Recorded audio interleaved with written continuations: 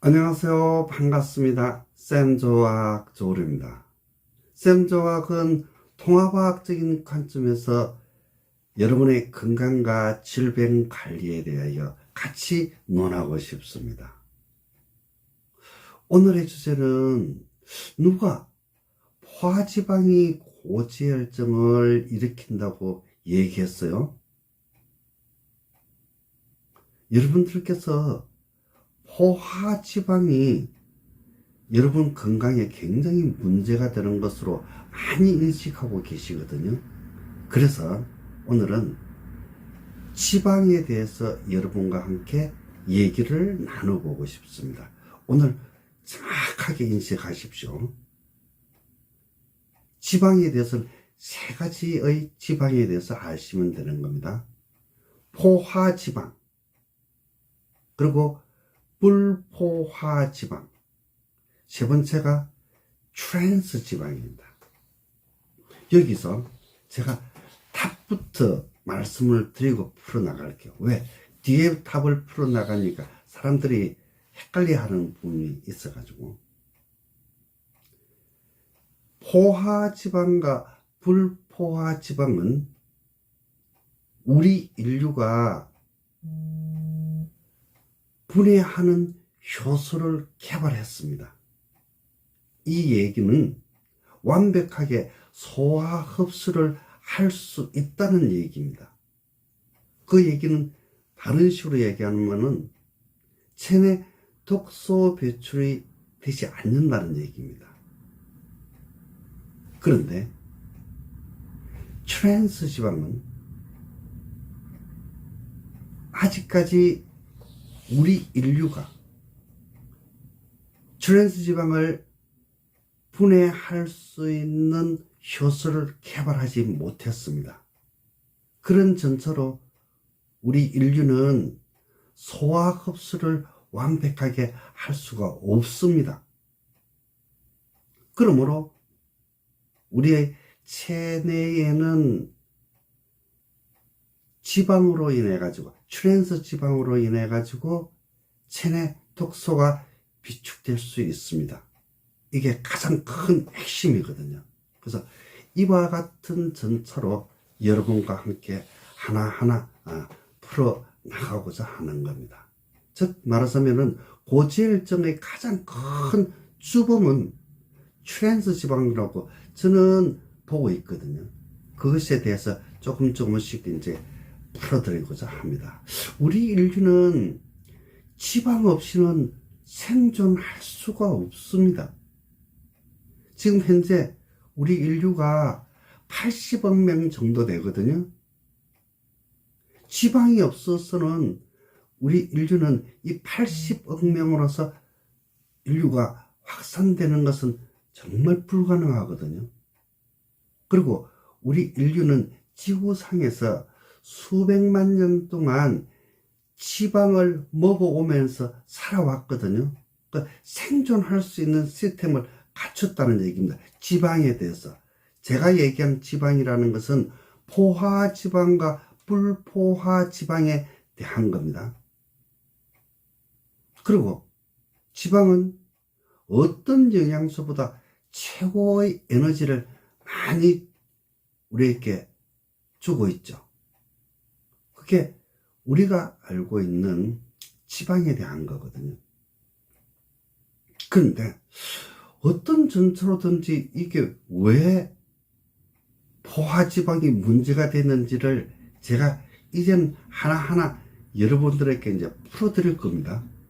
그래야만이 완벽하게 이해가 될 테니까.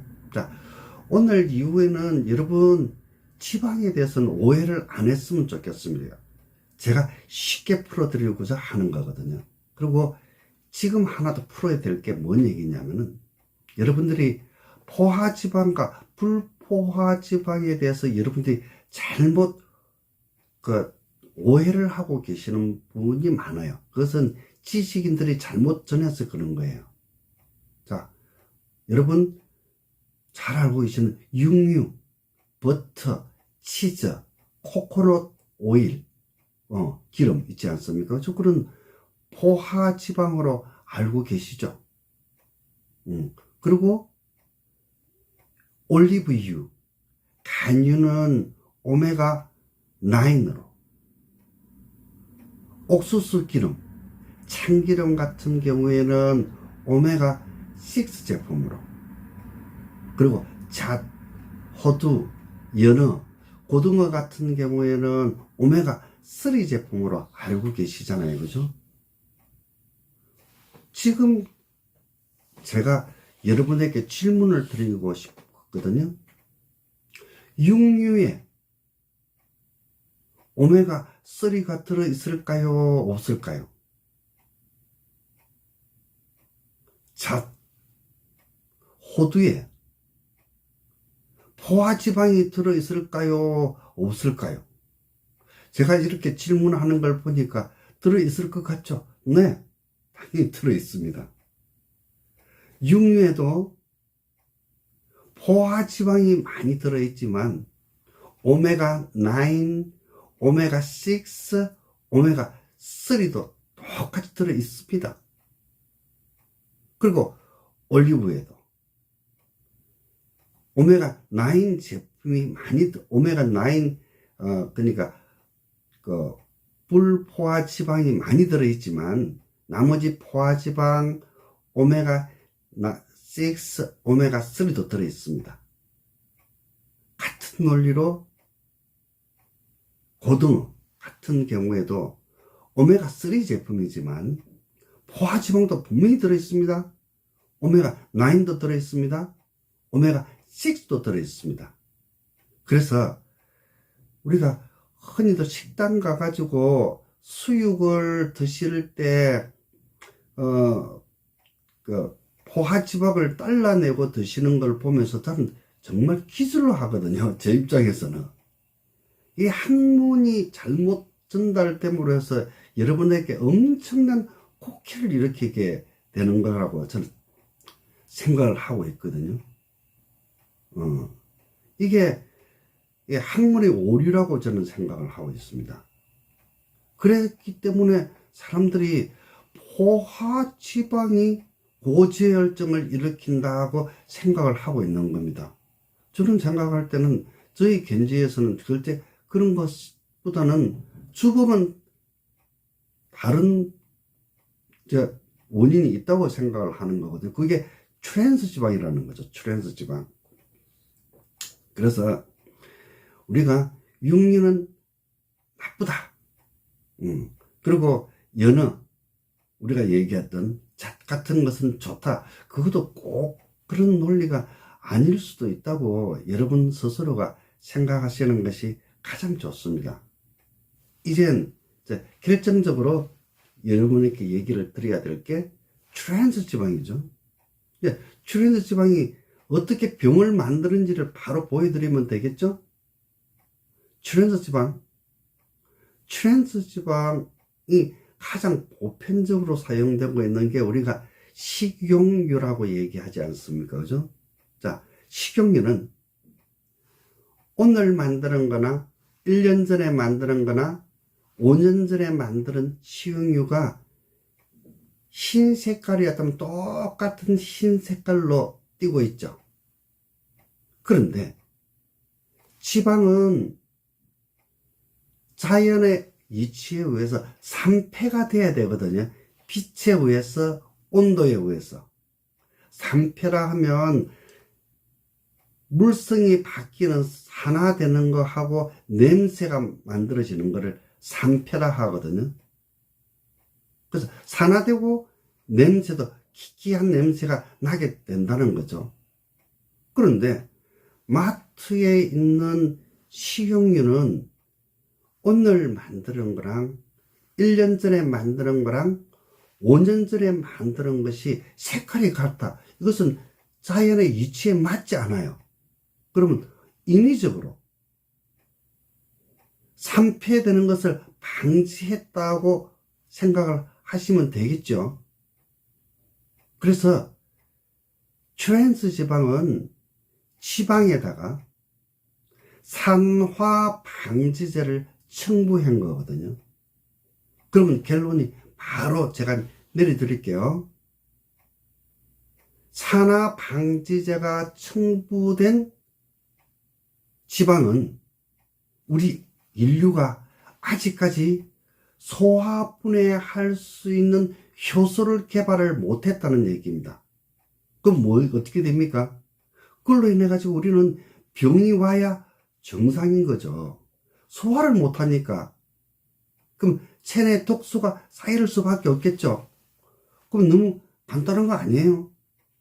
제가 이상하게 얘기하는 것도 아니고. 그죠? 그러니까 산화를 인위적으로 방지했던 것은 누구에게 이익이 됐을까요? 그걸 판매하는 상사들에게는 엄청 이익이 됐겠죠. 돈을 엄청 잘 벌겠죠. 1년 전에 생산된 제품도 똑같이 판매할 수 있으니까 5년 전에 생산된 제품도 똑같이 판매를 할 수 있으니까 3패가 돼야 되는데, 그러니까 피해는 누가 봅니까? 우리가 보고 있는 거죠. 우리는 그걸 소화 흡수할 수 없는 지방을 먹게 되는 거니까. 그죠? 좀 심각하다, 그죠? 자, 우리가 다시 한 번 더 얘기하면 그렇습니다. 자, 지방은 크게 세 가지 정도를 봐야 된다고 그랬죠? 포화지방, 불포화지방, 트랜스지방. 오늘 제가 트랜스지방에 대해서 신랄하게 여러분에게 전달하고 있는 겁니다. 오늘 이후에는 이젠 여러분 지방 갖고는 시비 안 하셔도 될 겁니다. 이제 명쾌하게 아셨을 테니까. 그래서 트랜스지방을 복용을 해야 됩니까? 먹어야 됩니까? 안 먹어야 됩니까? 여러분 스스로도 충분히 이제 이유 설명이 되니까 알게 되겠죠. 그러면은 여러분 어떻게 하실래요? 트랜스지방 외식을 한다면 트랜스지방은 다 먹는다고 생각하셔야 되는 거거든요. 외식을 한다면 나머지는 댁에서는 알아서 한다고 보고, 그러면 우리는 사회생활 안 하고 살아갈 수는 없지 않습니까? 그럼 어떻게 해야 되죠? 가장 두 가지 방안을 제가 제시를 할게요. 두 가지 방안을. 첫째는 매일매일 그것을 소화 흡수하는 데 도움을 주는 방법이거든. 매일매일. 그것은 식이섬유 유산균 효모를 복용하시는 것이 가장 좋습니다. 그 제가 식이섬유와 유산균과 효모를 판매하려고 하는 게 아니에요. 여러분 스스로의 건강을 어떻게 지켜야 되는 것을 아는 것이 가장 핵심적인 것이 제가 얘기를 드리는 거거든요. 두 번째, 여러분 트랜스 지방에 의해서 우리 몸은 체내 독소가 계속 쌓일 수밖에 없거든요. 그렇게 됐을 시에는 장 디톡스와 신장 디톡스, 신장 디톡스라는 혈액 디톡스를 얘기하는 겁니다. 그리고 간 디톡스를 1년에 한두 번 이상 지속적으로 관리를 해서 쏟아내게 하는 것, 즉 비워주는 것이 가장 좋습니다. 그래서 우리는 트랜스 지방을 먹을 수밖에 없는 시대에 살고 있기 때문에 우리가 해야 될 일은 크게 두 가지다. 한 가지는 매일매일 우리가 소화 흡수를 도와주기 위해서, 체내 배출을 시키기 위해서 할 수 있는 식이섬유와 유산균과 효모를 계속 먹어주는 방법. 그럼 어떤 증상이 오겠죠? 그 증상은 뭐 얼마든지 제가 풀어낼 수 있습니다. 또 하나는 체내에 축적되는 우리 몸의 독소를 원활하게 배출하기 위해서는 1년에 한두 번 정도 디톡스를 하는 것이 가장 원만하다고 저는 생각을 하고 있습니다. 그것을 어떻게 관리하느냐? 제가 방금 얘기한 바와 같이 장 디톡스, 신장 디톡스와 간 디톡스의 세 가지 기능을 동시에 해결해 줄 수 있는 시스템으로 여러분 건강 관리를 해 주시는 것이 제가 생각할 때 21세기를 살아가는 우리에게 가장 슬기로운 건강 관리의 한 부분이라고 생각을 하고 있습니다. 제가 얼마 전에 강의한 것 중에 하나가 21세기형 진화, 우리 인류가 진화를 한다는 얘기입니다. 자, 우리가 트랜스 지방을 체내에 계속 비축이 돼가지고 그게 계속 문제를 일으키는 사람이 있고, 어떤 사람은 그걸 복용하더라 할지라도 크게 문제가 안 돼라는 사람이 있어요. 체질적으로. 그게 21세기형 진화된 인간, 진화 안 된 인간. 진화가 안 됐다면 계속 병이 와야 되겠죠? 그 소화흡수가 안 되니까. 너무 간단한 겁니다. 한번 이 부분에 대해서 여러분들이 조금 생각을 갖고 풀어주시기를 진심으로 바라거든요. 그래서 21세기는 제가 생각할 때는 디톡스의 시대입니다. 디톡스. 디톡스를 하고 안 하고는 여러분의 몸이 바로 평가를 해주거든요. 혈액 검사를 하면 혈액 검사 결과 여러분의 몸 컨디션에 대한 모든 것을 평가를 받을 수 있지 않습니까? 저는 항상 여러분 스스로의 객관적인 잣대에 의해서 관리를 할 수 있도록 원하고 있거든요. 자, 그래서 누가 포화지방이 고지혈증을 일으킨다고 얘기했어요? 그 사람은 잘못 얘기한 겁니다.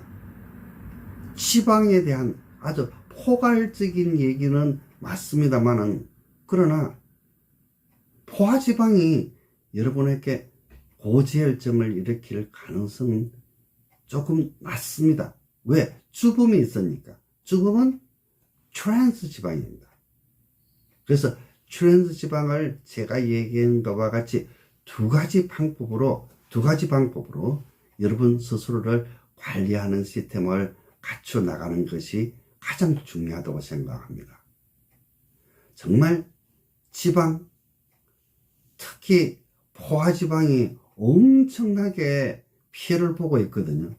근데 제 생각 같아서는 포화지방은 별 문제가 안 되거든요. 트랜스 지방이 가장 큰 문제를 일으키고 있는 겁니다. 우리의 건강에. 오늘 시청한 것이 여러분의 건강관리에 도움이 되셨다면 구독, 좋아요, 알림 부탁합니다. 쌤조의학입니다. 대단히 감사합니다.